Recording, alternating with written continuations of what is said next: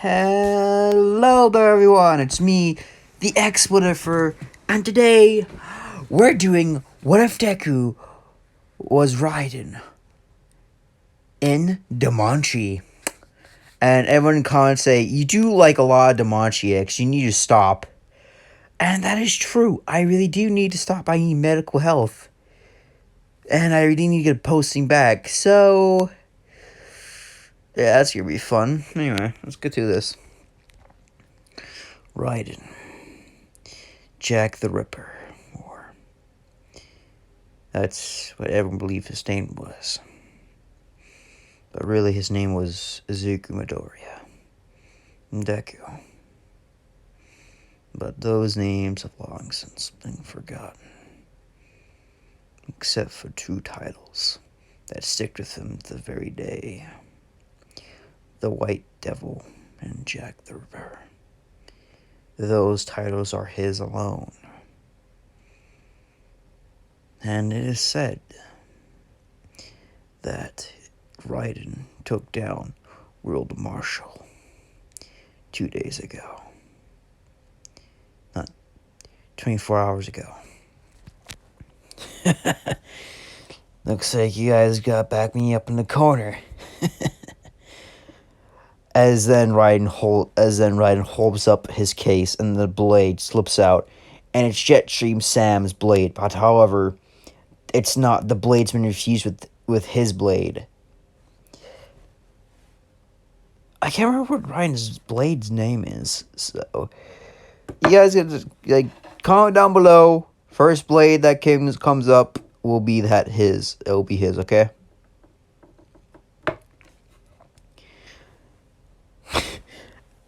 As one of the soldiers lunged at him, Izuku jumped up in the air and slashed him in half.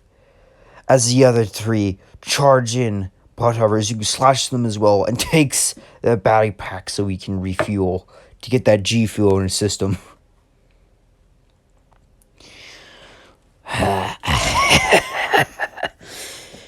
Oh, but I just love killing Jack the Ripper. And yes, I will be doing Jack the Ripper. And for this one, let's just say it's kind of special to me.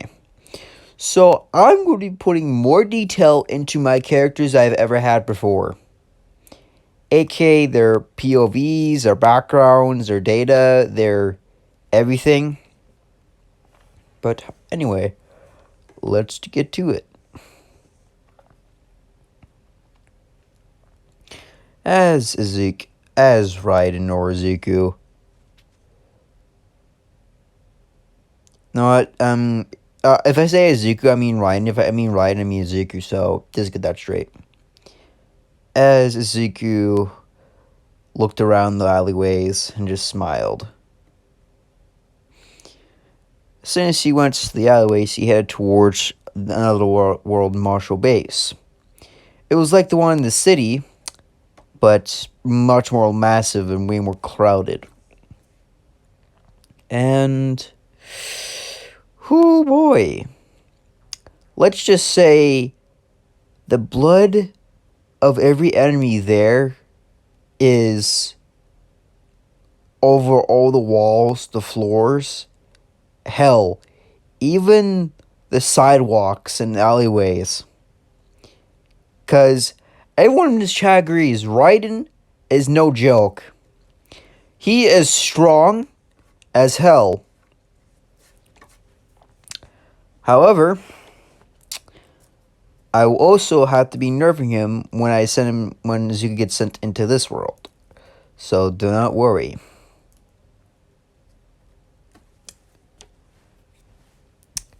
Come on. Where are you? As Izuku leans over a desk, he's at the top floor of one of the Marshal's new bases. As the guards hiding underneath there, as then Raiden's fingertips are literally at the top of it, as they slowly move away. The guard sighs in relief, but it was too soon. You see, Raiden knew where he was. How? He had the X-ray thing, so you know where the enemies are. More precisely, he could hear his fucking breathing, and also him pissing himself, because he literally pissed himself all over the carpet, so Raiden could smell it. So Raiden chopped the desk in half, as the guard turned around and was pleading for his life. Please, please, I have a family. As Raiden looked at him like, well, maybe you shouldn't have murdered an innocent bystander then. Please, please, sir. Please, please, Jack, please. I'll do anything. Please let me. As soon before he could finish the sentence, Raiden cuts off his head and slices away like hamburger meat, and grabs his head while slowly the guy's eyes begin going out for his visor.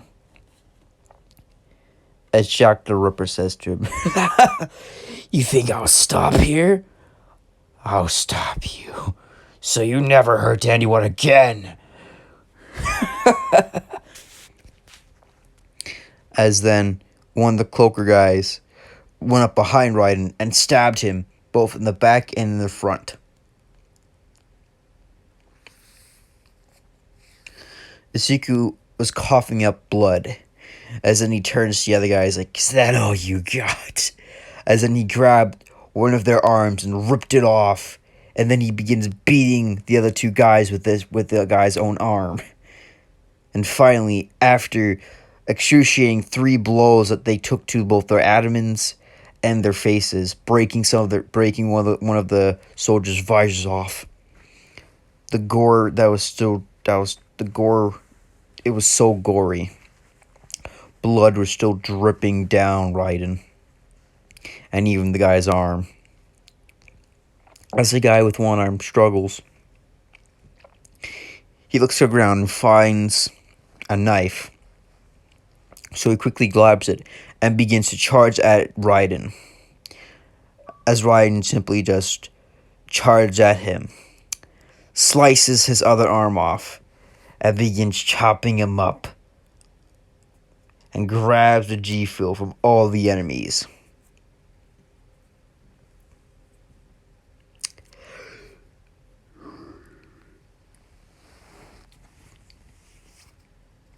Sorry, I have not slept since yesterday and today, so after this video is done, you could hear me snoozing. Note to self, if you're hearing rules of nature, I have put that in. Why? Because I want that you guys have something to listen to. And, don't make the freaking video boring, As Ezekiel just laughed at the man, having already been fully healed because of the gamer fuel, the G-Fuel. And yes, he will have the wigs in this one. However, in danmachi, if you remember correctly, the levels in that world are pretty high, okay? So basically, Raiden's not going to be able to level up because I'm putting a cap on him because he has to level twice as much. And also, he is still strong, but imagine he's stronger when he levels up, basically. That's why I'm putting the cap on him. So, yeah, he has to kill... Yeah, in order to level up, you have to have 10 million XP to level up to the next level. That's for him, not the rest of them. The higher you go, the more higher the XP you have to get rid of or have to grind for. It's basically like any MLMO, basically. So, yeah. And yes, we will see Raiden with no arms. And my friends kept saying "Oh yeah, Raiden does not look good," and I'm like, "Yeah." I like Raiden from Metal Gear Solid 4. However, when they first introduced Raiden that outfit, God, he looked like the blonde girl. Jesus. I hope when they revamp it, like they're gonna make it like a way more detailed and more better, and like give Raiden like a older looking suit, you know. Anyway, let's get back to the story. As Izuku goes to the door or walks straight towards a door and hits the button, as he gets into the elevator and goes up to the higher floors. The elevator music. Da, da, da, da, da, da, da, da, da, da. I might not edit those songs in because I'm too tired.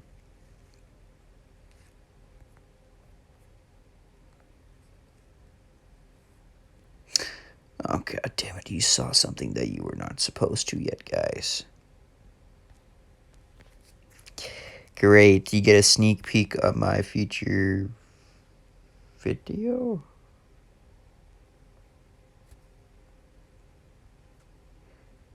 Okay, yep. If you guys are seeing this, then you know what this means.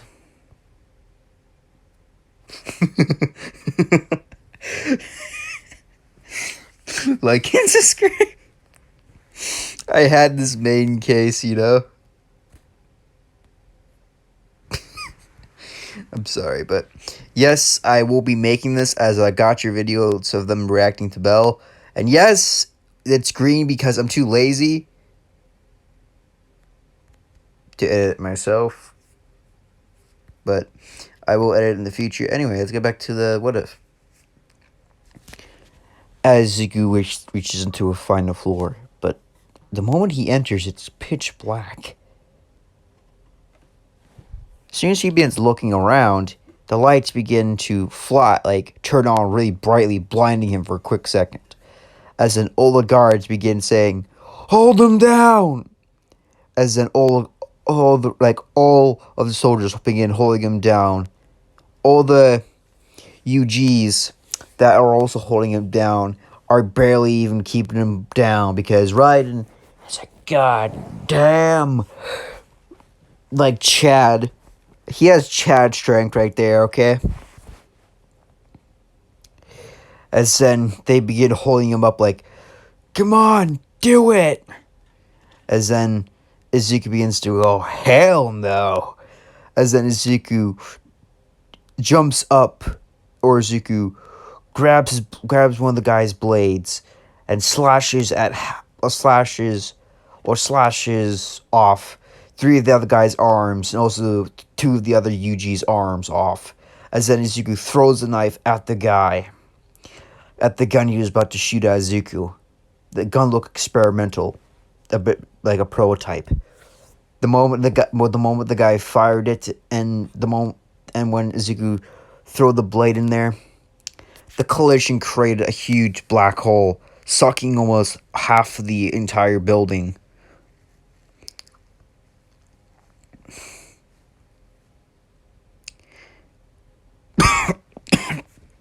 Yeah. Where am I? Izuku looks up and he just sees an ocean. It must be pretty far from land then. As then Izuku turns around and sees all the soldiers are already dead, or like not even working, or just hiding in cowardice. Izuku's like, where the hell am I? As then Izuku bumps into something when he turns around. He looks down, and it's a piece of the weapon that was there that the guy was about to use on him. So Izuku picks it up. It's like half of a pretty large chunk, but it's half of it, like a giant bazooka, but it's been sliced in half. As then Izuku begins to read like the manual aka there's actually a manual inside of the handle. Why? Because I think they would need that because one, how would you know how to use it then? As then Izuku pulls it out like, are you serious? Do you actually need like a grade school's like writing? As in, Izuku begins reading it, and it says experimental, aka he has a 50% chance of destroying a certain cyborg or a powerful cyborg, or 50% or another 50 chance that will send them to somewhere very far in the known universe. As Zuko's like twitching his eyes, like twitch. So basically, I may or may not be on another planet. Just great.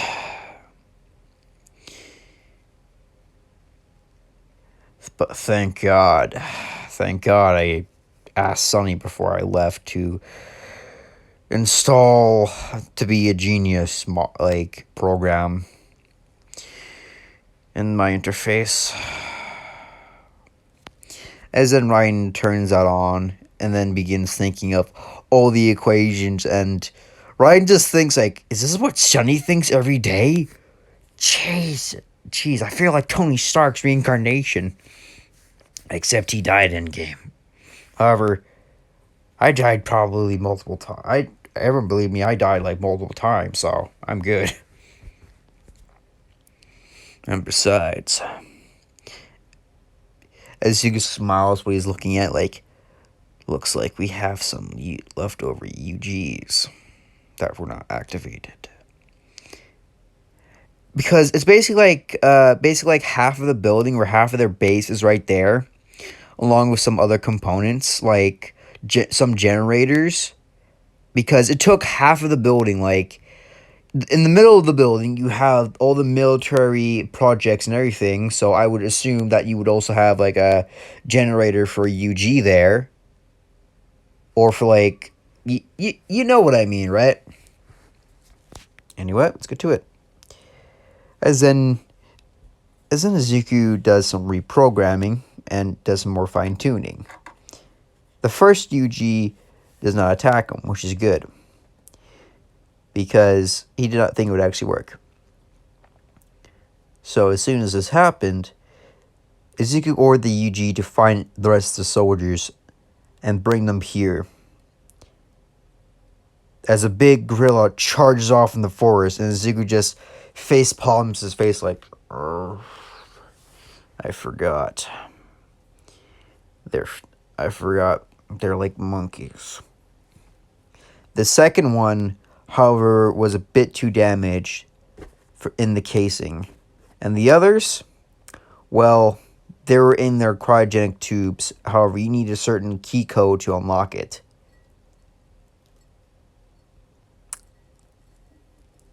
Unfortunately, the only codes that Izuku would have to get was probably the soldiers that were still alive. Or just from their arms.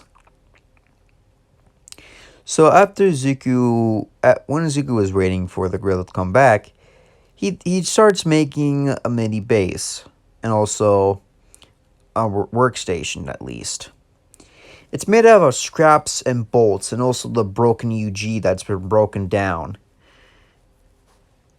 If you can't use that broken UG, you might as well use it for, I don't know, like for a artificial generator, aka making the blood artificially like it's basically, you know how the blood like enhances your strength and yeah, like that. Well, imagine since the broken UG has batteries inside of it, I'm gonna say that's like basically like an automatic generator. Since it's like also have that, and it's also like producing like electrical fields to give you energy. So yeah. Also, for fuel, in case Ryan runs out, because the only way for Ryan to replenish that fuel is by taking Zenyattaing them and getting their cores out of them. However, Sunny also installed how to make a little device that will, like a little, give me a minute, I'm trying to think of the word, implant that will theoretically make him able to eat. And because when he's eating, he won't actually have to poop it out.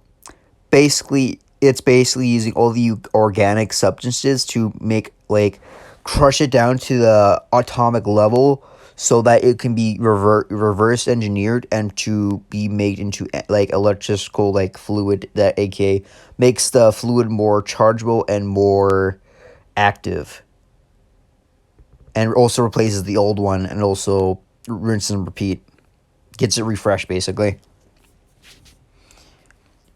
As Izuku realized he was looking for his blade.